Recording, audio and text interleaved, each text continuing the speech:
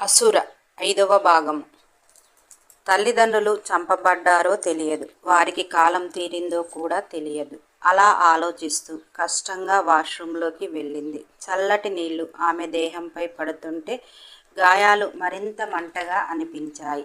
అఖిల సహకరిస్తుంటే కాళీలో అంతకంతకు కోపం ఆమెకు తెలుస్తుంటే మనసులో పిచ్చిగా నవ్వుకుంది. అఖిల బయటికి వచ్చి పడుకుందామంటే కాళీ అడ్డంగా పడుకుని ఉన్నాడు. అయినా ఆమెకు తెలిసి కాళీ ఆ పక్కన కూడా పడుకోనివ్వదు అనేది ఆమెకు తెలుసు. అందుకే మౌనంగా ఫ్లోర్ మీద అలాగే పడుకుంది. అలా ఆ రాత్రి కరిగిపోయింది.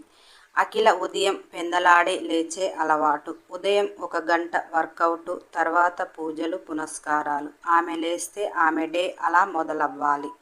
అఖిల లేచాక కాళీని చూస్తే అతను ఇప్పటికీ లేవడు అనేది ఆమెకు తెలుసు. ఎందుకంటే 11-12 గంటలకు ఫుడ్ వస్తేనే కాళీ లేచి ఫ్రెష్ అయ్యి తింటాడు. ఉదయం లేవటం, జిమ్ చేయటం అటువంటి అలవాట్లు అతనికి ఏమీ లేవు. కానీ బాడీ మాత్రం దిట్టంగా ఉంటుంది. అది ఎందుకు అలా ఉంటుంది అంటే బాబు నైట్ చేసే బెడ్ వర్క్లకు అనుకుంది. అఖిల 1 గంట పాటు వర్కౌట్ చేసి తనకు ఏమేమి వచ్చాయో పార్సిల్స్ అన్నీ బాక్స్లో చూసుకుంది. పూజలు పునస్కారాలు చేసేది లేదు. పాలు, కాఫీ పొడి, ఒక సింగిల్ స్టవ్, తనకు కావలసిన బట్టలు అన్నీ తీసుకుని తన రూమ్లో పెట్టుకుని ఫ్రెష్గా స్నానం చేసి 1 కప్పు కాఫీ పెట్టుకుని బాల్కనీలో కూర్చుని సూర్యోదయాన్ని ఎంజాయ్ చేస్తుంది. తర్వాత తనకు టిఫిన్ వచ్చింది. తినేసి డస్ట్బిన్లో వేసి తను చేయవలసిన వర్క్ చేస్తూ కూర్చుంది. తోక ఫోన్ కాల్తో కాళీ లేచాడు. ఫ్రెష్ అయ్యి అఖిల ఏం చేస్తుందో కూడా చూడకుండా కిందికి వచ్చేశాడు. వాళ్ళ వంటగదిలోకి 1 స్టవ్ వచ్చిన సంగతి వాళ్ళు చూడనూ లేదు. అఖిల తిన్నదా లేదా అని కాళీ కనుక్కున్నది లేదు. వచ్చిన ఫుడ్ని ఫుల్గా 1 పట్టు పట్టారు. తోక ఈరోజు మనకొక డీల్ ఉంది, వెళ్ళాలి అని చెప్పాడు. ఇద్దరూ కలిసి అఖిల ఉన్నది అన్న ఆలోచన లేకుండా వారి పనిలోకి వాళ్ళు వెళ్ళిపోయారు. అఖిల మధ్యాహ్నం వరకు తను చేయవలసిన వర్క్ చేసింది. కిందకు వస్తే ఐటమ్స్ చూసింది. ఈరోజు నాన్ వెజ్ తింటుంది కనుక కాస్త తిన్నది. హ్యాపీగా పడుకుంది.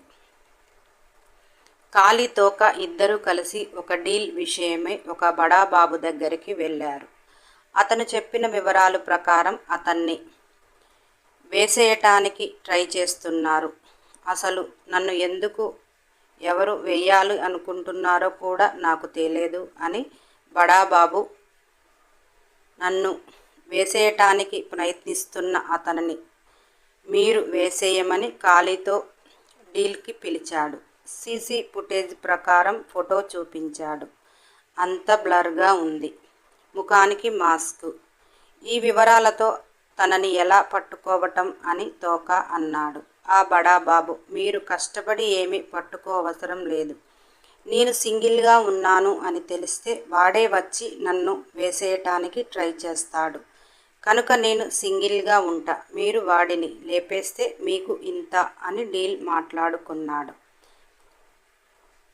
అదే రోజు నైట్ ఒక ప్లాన్ ప్రకారం బడాబాబు ఒక ఫామ్ హౌస్కి వెళ్తున్నట్టు, అతను అక్కడ అమ్మాయిల కోసం వెళ్తున్నట్టు కనుక పెద్ద సెక్యూరిటీ ఉండదు అనేసి ఆ బడాబాబుని వేసేయటానికి వచ్చేవారు ఖచ్చితంగా అతనిని ఫాలో అవుతారు అని మన కాళీ స్కెచ్ వేశాడు. అది నైట్ 8 తరువాత కనుక ఇంటికి వెళ్ళి కాస్త గట్టిగా మందేసి ప్లాన్కు సిద్ధం అవ్వాలని అతని సామ్రాజ్యానికి బయలుదేరాడు. బడాబాబు చెప్పిన వివరాల ప్రకారం అతన్ని వేసేయటానికి చూసే మనిషి ఒకడే, కానీ చాలా పవర్ఫుల్గా ఉన్నాడు అనేది కాళీకి చెప్పాడు. కాళీకి అవతలవాడు పవర్ఫుల్ అంటే నచ్చదు. ఈరోజు వాడిని పైకి పంపించేసి బడాబాబు చేతిలో పెట్టేసి మీసం మెలేయాలి అనేది కాళీబాబు ఆలోచన. అలా అతని సామ్రాజ్యానికి వచ్చిన కాళీ తన రూంలోకి వెళుతుండగా అఖిల రూమ్ తలుపు కొద్దిగా తీసి కనపడింది. అప్పుడు బాబుకి మదిలో అఖిల గుర్తు వచ్చి, ఇది పారిపోయిందా? ఉండి ఉంటుందా? పారిపోదు, ఎందుకంటే నాకు తెలియకుండా బయటికి వెళ్ళే ఛాన్స్ లేదు కనుక. ఏం చేస్తుంది అని డోర్ కొద్దిగా తీశాడు. మధ్యాహ్నం అఖిల ఫుల్గా తినేసింది. అప్పటికే ఆమెకు 2 రోజులు సరిగా ఫుడ్ లేక నాన్ వెజ్తో ఫుల్గా తినేయటం వల్ల గత కొంతకాలంగా నిద్ర కూడా సరిగా లేక వచ్చి పడుకున్న పాపకి ఇక మేలుకువ అనేదే రాలేదు. ఆదమరచి నిద్రపోతున్న అఖిల అస్తవ్యస్తంగా కనపడుతూ అందమైన దేహం రారమ్మంటూ పిలిచినట్టు చెదిరిన చీరలో పాప అందాలను చూసి కాలికి కోరికలు పుట్టాయి. ఇప్పుడు ఈ పాప ప్రోగ్రాం పెట్టుకుంటే ఆ డీల్ క్యాన్సిల్ అవుతుంది. ముందుకు వెళ్తున్నాడు. అఖిల పాదంపై పుట్టుమచ్చ కనపడగానే అలా ఆ అందమైన పాదాలు, తెల్లని కాలుపై నల్లని మచ్చ, చెదిరిన చీర చూస్తూ ఇక మనసు ఆగలేదు. టైం చూశాడు. 6 అవుతుంది. పాపతో ప్రోగ్రాం పెట్టుకుంటే అవ్వదు అనుకుంటున్నాడు. ముందుకు వెళ్తున్నాడు, వెనక్కి వస్తున్నాడు. వాళ్ళు అనుకున్న ప్లేస్కి కరెక్ట్గా 8 గంటలకు వెళ్ళాలి. 6 అవుతుంది. ఫ్రెష్ అయ్యి తిని బయలుదేరితే టైం సరిపోతుంది. కానీ అక్కడ కాలికి డీల్ సక్సెస్ కావాలి అంటే తన మనసు శాంతి పడాలి. అది జరగాలి అంటే ప్రోగ్రాం స్టార్ట్ చేయాలి. టైం లేదు. ఏం చేయాలో తెలియక ఫుడ్ టయాన్ని కారులో జర్నీకి షిఫ్ట్ చేశాడు. 1/2 అవర్ కలిసి వస్తుంది. చాలు, ఈ 1/2 అవర్లో మనసు శాంతి కొంతలో కొంత పడుతుంది అనుకుని పాపను చేరాడు. అఖిల అందాలు ఇచ్చే మత్తుకి కాలి తన ప్రణయాన్ని ఎలా సాగించాడంటే ఆదమరచి అందంగా నిద్రపోతున్న అఖిల మీదకు ఒక్కసారిగా కాలి సుడిగాలిలా చేరి ప్రళయాన్ని సృష్టించి హోరుగాలి తెప్పించి జడివాన కురిపించి ఏరులు వరదలై, వరదలు వాగులై, వాగులు నదులై, నదులు సంద్రాలై, సంద్రాలు మళ్ళీ ఆకాశాన్ని చేరి మరలా జడివానగా మొదలయ్యాయి. అఖిలను అతలాకుతలం చేసి వదిలాయి. ఎందుకంటే పాప అందమైన దేహం ఆమె వద్దకు పోతే ప్రేమతో స్వాగతించే విధానం. కాలి ఎంత వద్దన్నా మనసు అఖిల ఇచ్చే పొందుకు ఎక్కడో దాసోహం అవుతుంది. అందుకే టైం తక్కువ ఉంది. ఆ టైంలో తన మనసు శాంతిపరచాలి అంటే ఇలాగే ఉంటుంది మరి. సెట్ చేసుకున్న టయానికి కాస్త శాంతి పడ్డాడు. నిమిషము కూడా అక్కడ ఉండకుండా టకాటక ఫ్రెష్ అయ్యి కారు ఎక్కేశాడు. అఖిలకు ఏం జరిగిందో ఏం జరుగుతుందో తెలిసే వరకే తన ప్రాణం గాలిలో కలిసి మరలా తన చేతిలోకి వచ్చింది. కాలి అనుకున్న టయానికి అక్కడ రిలాక్స్గా చేరాడు. మనసు శాంతి పడింది. కడుపులో మందు పోయింది, విందు పోయింది, పొందు కుదిరింది. ఇప్పుడు కాళీబాబు చక్కగా మైండ్ రిలాక్స్గా చేసుకుని ప్లాన్ పకడ్బందీగా వేస్తున్నాడు. బడాబాబు ఫామ్ హౌస్కి వెళ్ళటం, అతనిని వేసేయాలని వచ్చిన వ్యక్తి అతన్ని వెంటాడటం. బడాబాబు ఈరోజు సింగిల్గా దొరికాడు. ప్రాణాలు గాలిలో విసరాలి అని వచ్చిన వ్యక్తికి కాళీ తోక అక్కడ ఇన్వాల్వ్ అయ్యారని తెలిసి ఆ వ్యక్తి ప్రాణాలు నేను తీయటం కాదు, ముందు నా ప్రాణాలు దక్కించుకోవాలి అని బడాబాబుని లేపేయటానికి పవర్ఫుల్ గ్యాస్ తెచ్చిన ఆ వ్యక్తి ఆ గ్యాస్ని కాళీ తోక మీద ప్రయోగించి తన బైక్పై రయ్యిన బయలుదేరాడు. గ్యాస్ మన కాళీబాబుకి తోకాకి అది ముక్కు బయటే ఉంటుంది. ముక్కులోకి వారు తీసుకోరని వచ్చిన వ్యక్తికి తెలియదు. బడాబాబు మాత్రం స్పృహ తప్పి కోమాలోకి పోయాడు. తోక అతనిని హాస్పిటల్కి చేర్పించు, వాడంతు నేను చూస్తా అని కాళీ మరొక బైక్ పై రయ్యిన దూసుకుని పోతున్నాడు. ముందు బైక్ కూడా ఆగమేఘాల మీద రోడ్డు వెంట పరిగెడుతుంది. అంతకంటే ఎక్కువ కాళీబాబు గాలిలో బండి తీసుకుని వెళ్తున్నాడు. కాళీ వీడమ్మ, వీడి బైక్ మీద ఉంటే మనకు అందడు అన్నట్టుగా బైక్ ఫుల్ రేస్ చేసి అవతల బండి మీద దూకి వాడితో పాటు రోడ్డు అవతలకి జంపు చేశాడు. ఇద్దరూ కలిసి తుప్పల్లో ఎగిరిపడ్డారు. బడాబాబుని వేసేయటానికి వచ్చిన వ్యక్తి ఇప్పుడు దొరికితే ఆ బడాబాబుని వేసేయటం కలవదు, ఎలాగైనా వీడి నుంచి తప్పించుకోవాలి అన్న ఆలోచనతో దారులు వెతుకుతూ పరుగులు తీశాడు. కాళీ ఏమైనా ఊరుకుంటాడా? పరుగున వెళ్ళాడు. ఆ వ్యక్తిపై జెర్కీ పట్టి స్పీడ్గా గాలిలోకి లేపగానే జెర్కీతో పాటు హెల్మెట్ కూడా లేచి అవతల పడింది. హెల్మెట్ పడిపోగానే జారుగా వెంట్రుకలు కిందికి దూకాయి. జర్కి వెళ్ళిపోగానే అక్కడ ఉన్నది అబ్బాయి కాదు అమ్మాయి అని తేలిపోయింది. కాళీ ఆమెను చూసి, ఇంతలా నన్ను పరిగెట్టించింది ఒక ఆడదా అనుకున్నాడు. అక్కడ ఉన్న అమ్మాయి ఇక ఆమె పరుగులు పెట్టిన ప్రయోజనం లేదని ఆగిపోయింది. కాళీ ఇంతా చేసి ఒక ఆడదాన్ని వేసేయాలా అని అనుకున్నాడు. కానీ ఆమె ఎవరో చూడాలి అనేసి ఆమె జుట్టు పట్టి పైకి లాగాడు. ఆమె ముఖం చూసినాక కాళీ ఒక్కసారిగా శిల్ప అన్నాడు. శిల్ప కాళీని నెట్టేసి, వేసేస్తావా, వేసేయ్ అని అతని గుండెపై చేయి వేసి ముందుకు నెడుతూ నడుస్తుంది. ఎంతిచ్చాడేంటి ఆ బడాబాబు? ఆ వెధవని వేసేస్తే ఆ వెధవని వేసేయటానికి నేనొస్తే నన్ను వేసేయటానికి నీకు ఎంతిచ్చాడు అని శిల్ప కాళీని రెచ్చగొడుతుంది. కాళీ శిల్పను 2 పీకులు పీకాడు. నాకు డీల్ ముఖ్యం, కానీ నేను ఆడవాళ్ళని వేసేయను. నాకు ఆడవాళ్ళు ఆట వస్తువులు మాత్రమే. ఆ దరిద్రుడు నువ్వు మగాడివి అనుకుంటేనే నేను ఈ డీల్ ఒప్పుకున్నాను. అయినా మగవాడి వేషం వేసుకొని వాడిని వేసేయటం ఏంది? నీ అందంతో రమ్మంటే వాడే నీ పక్కలోకి వస్తాడుగా, అప్పుడు వేసేయొచ్చు కదా. వాడికి స్వర్గ సుఖాలు ఇచ్చినట్టు ఉంటుంది, అలానే నరకానికి పంపించినట్టు ఉంటుంది కదా.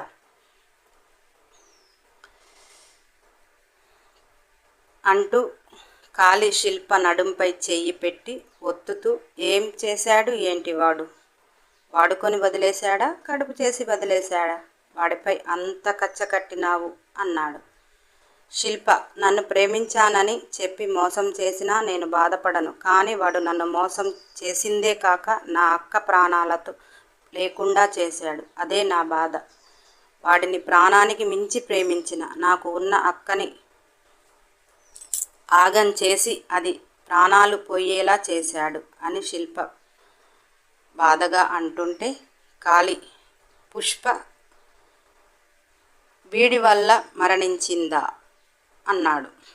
శిల్ప, అవును, వాడి వల్లనే. ఎదవ నా కొడుకు నన్ను ప్రేమించాను అని కాలేజీలో నాతో ప్రేమాయణం నడుపుతూ అక్క మరణానికి ముందు రోజు అక్కను పాడు చేశాడు అని, అందుకే అక్క మరణించింది అని నా ఫ్రెండ్ నాకు చెప్పింది.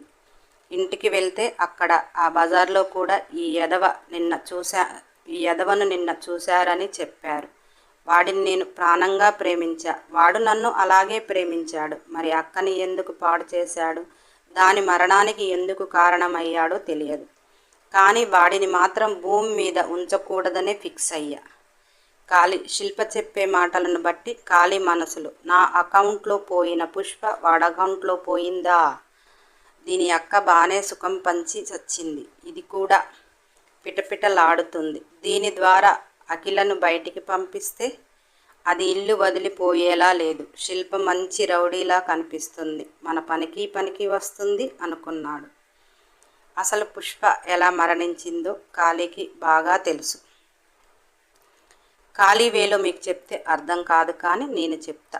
పుష్ప, శిల్ప ఇద్దరు అక్కా చెల్లెళ్ళు. తల్లిదండ్రులు ఉండగా వారికి గారాల ముద్దుల బిడ్డలు. పుష్ప 10వ తరగతి చదువుతుండగా తల్లిదండ్రులు ఇద్దరు కార్ యాక్సిడెంట్లో పోవటం, ఇద్దరు ఆడపిల్లలు అని బంధువులు దూరంగా ఉండటం, వయసుకు వచ్చిన పిల్లలని అందరూ అనాథలు చేయటం జరిగింది. పుష్ప ఇక ఎవరు మా జీవితాలు కాపాడరు, మాకు మేమే బ్రతకాలి అనేసి పుష్ప చదువు ఆపేసి చెల్లిని అన్న చక్కగా చదివిస్తే దాని జీవితమైనా చక్కబడుతుంది అని పుష్ప మిషన్ కుట్టుకుంటూ కూలి పనులకు ఉన్ననాడు పోయి పొలం పనులు చేస్తూ తనకు చేతనైనంత కష్టం చేసి చెల్లిని చదివించింది. అలా వయసు వచ్చిన ఆడపిల్లలు ఇంటి మీద అందరి చూపులు ఉన్నాయని పుష్ప బాగా ఆలోచించి వారి ఇంటికేసి మగవాడు అనేది చూడకూడదు అనుకొని కాళీ గురించి తెలిసిన పుష్ప అందరిలో కాళీ నన్ను ప్రేమించాడు, నేను కాళీని ప్రేమిస్తున్నా అన్నది. పాపం పుష్ప ఏ రోజు కాళీని చూసింది లేదు, ఆమె మాట్లాడింది లేదు. కానీ కాళీ ఆగడాలను చూసి జనం కాళీ ప్రేమించాడు అంటే ఆమెనెవరైనా చూస్తే ఇక అంతే పైకి పంపిస్తాడు అనే భయంతో ఉంటారు అనే అభిప్రాయం మాత్రమే. అలా పుష్పకి ఆడపిల్లలైన వారు భయం గొల్పే కాళీ పేరు వాడుకుంది. అలా కాస్త వారి మీద చూపు తగ్గిందనే చెప్పాలి. ఈ విషయం ఆ నోట ఈ నోట పోయి కాళీకి చేరింది.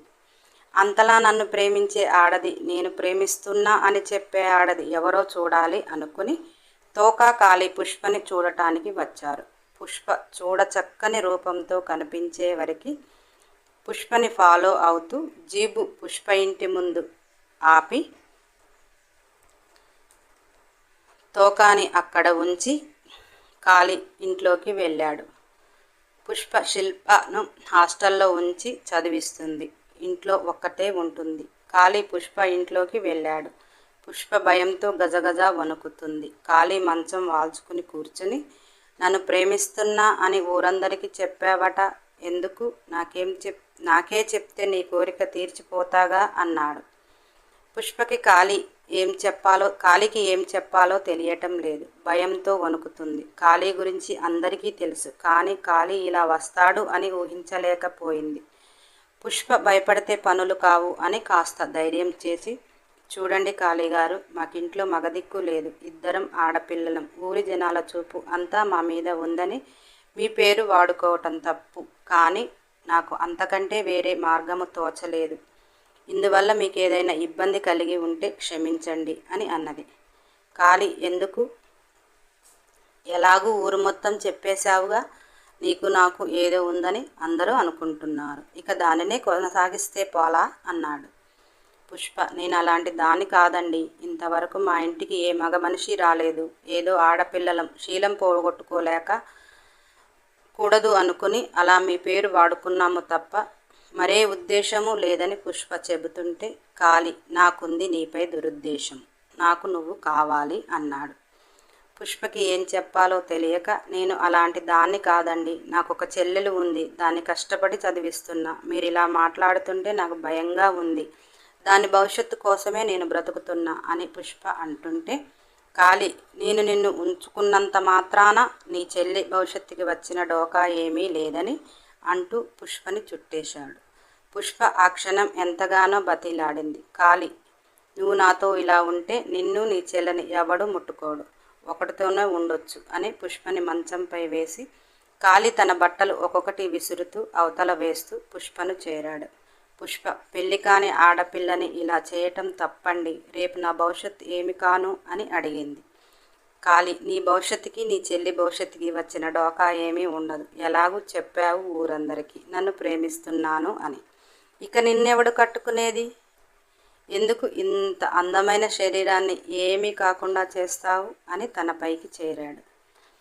పుష్ప నిస్సహాయంగా కాళీకి లొంగక తప్పలేదు. ఎందుకంటే మాటలతో వినడు, అతనితో పోరాడే శక్తి ఆమెకు లేదు. పుష్ప కన్యత్వాన్ని రాక్షసత్వంగా సొంతం చేసుకున్నాడు.